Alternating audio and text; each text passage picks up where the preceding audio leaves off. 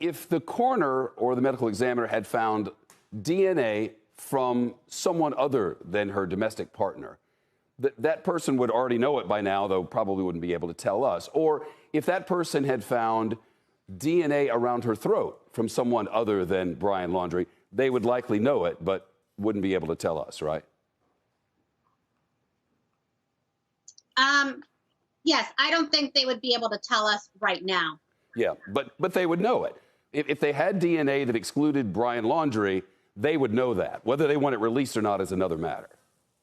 I think that's correct. So, which leads me to this statement again. Listen again. Unfortunately, this is only one of many deaths around the country of people who are involved in domestic violence. People who are involved in domestic violence. Again, this is new today. Domestic violence, if they had found DNA from Brian Laundrie under the fingernails or DNA from Brian Laundrie around her neck, that wouldn't necessarily mean in and of itself that he was the killer. After all, they were domestic partners, for lack of a better phrase. Exactly. I think that's a critical point. They're connected, and his DNA is not foreign to her. Right, but if you were to find only one person's DNA anywhere on her body, then to go forward and say, well, you know, someone involved with domestic violence, from the perspective of the medical examiner, that might make plenty of sense. Yes, I think so. You know, in context of finding someone's DNA and the injuries, that makes it together a much more stronger link to her death. Yeah, and we're not drawing conclusions here.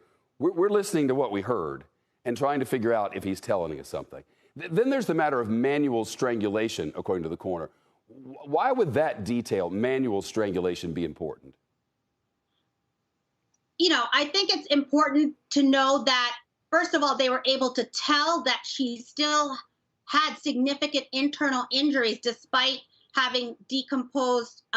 The body's not in the normal state, you know, after 3 to 4 weeks. So that's really critical. And then to think, you know, manual strangulation is done with the hands, you know, or a body part for that matter. You don't need anything outside of that. And I've heard medical examiners call manual strangulation of that kind a very personal, I've heard many use the word intimate way to kill people. Exactly. You took the words out of my mouth. I was going to say up close and personal. It's a lot of anger, and it's very targeted towards the victim. Dr. Banerjee, I can't thank you enough. Hope you'll join us again.